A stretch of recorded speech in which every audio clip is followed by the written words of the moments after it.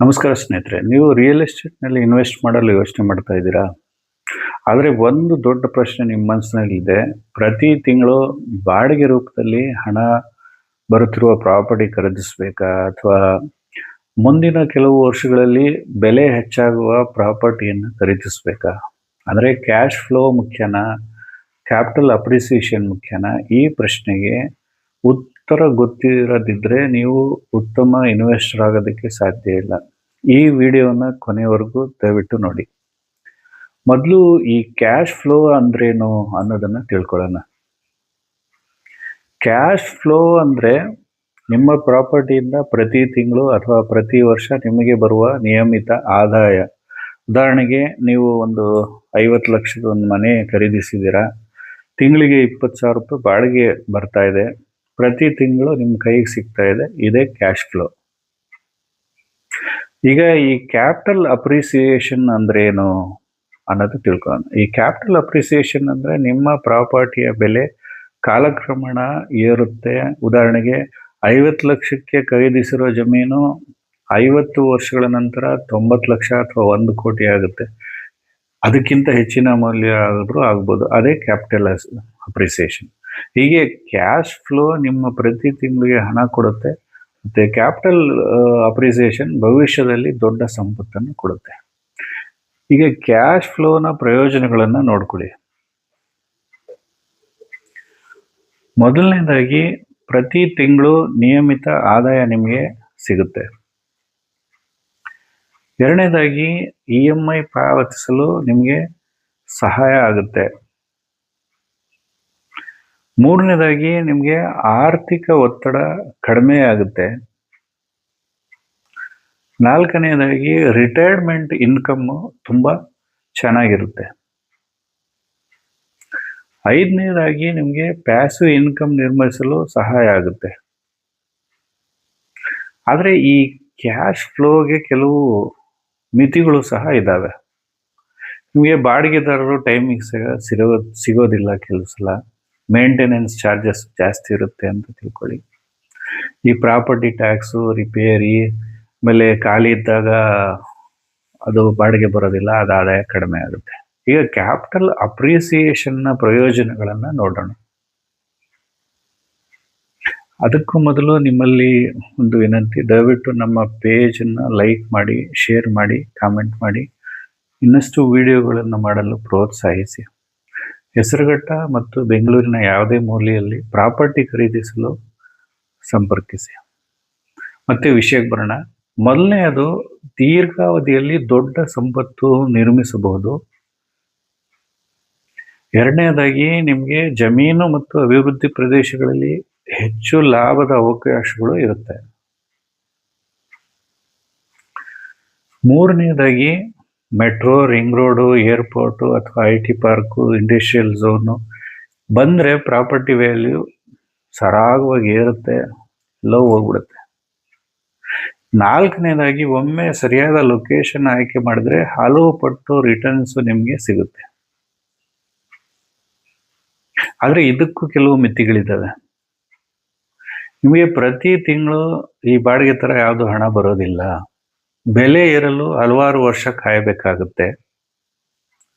ತಪ್ಪು ಲೊಕೇಶನ್ ಏನಾದರೂ ಆಯ್ಕೆ ಮಾಡಿದ್ರೆ ಅಪ್ರಿಸಿಯೇಷನ್ ಕಡಿಮೆ ಆಗ್ಬೋದು. ಒಂದು ನಿಮಗೆ ಎಕ್ಸಾಂಪಲ್ ಕೊಡಬೇಕು ಅಂದರೆ, ಒಬ್ಬ ವ್ಯಕ್ತಿ ಬೆಂಗಳೂರಿನಲ್ಲಿ ಒಂದು 80 ಲಕ್ಷಕ್ಕೆ ಒಂದು ಅಪಾರ್ಟ್ಮೆಂಟ್ ಖರೀದಿಸಿದ್ದಾರೆ. ತಿಂಗಳಿಗೆ ಒಂದು 30,000 ರೂಪಾಯಿ ಬಾಡಿಗೆ ಬರ್ತಾ ಇದೆ. ಇದು ಉತ್ತಮ ಕ್ಯಾಶ್ ಫ್ಲೋ ಅನ್ಬೋದು.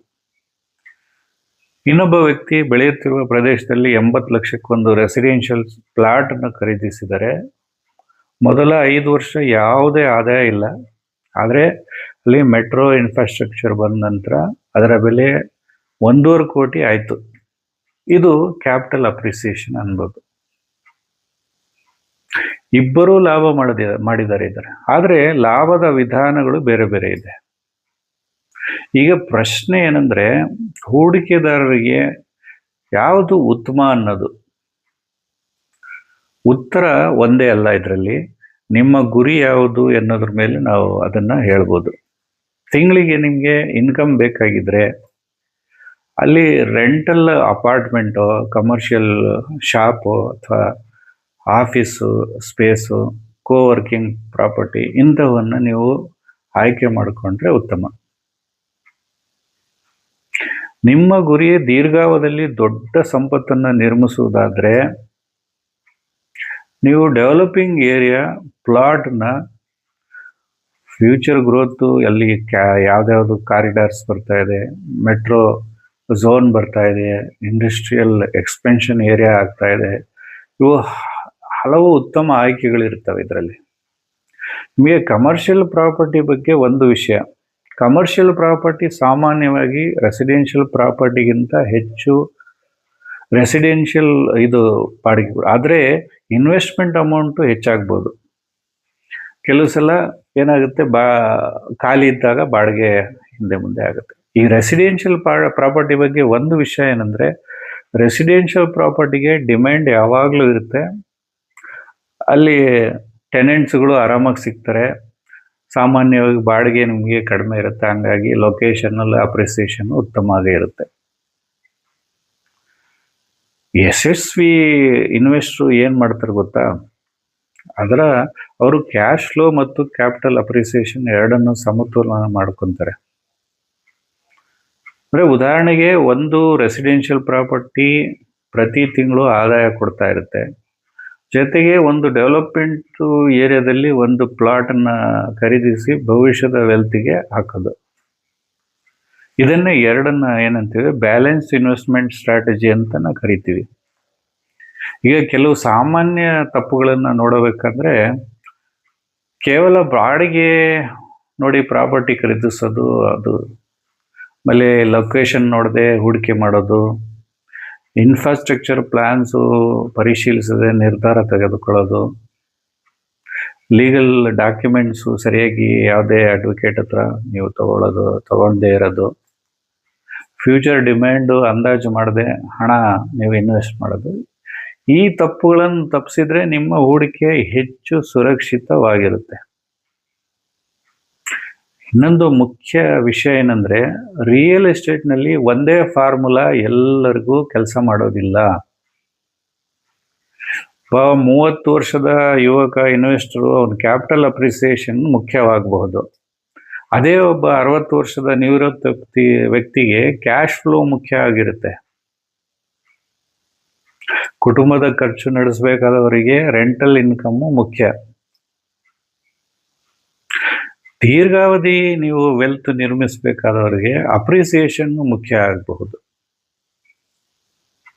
ಹಾಗಾದ್ರೆ ಅಂತಿಮವಾಗಿ ಯಾವುದು ಉತ್ತಮ?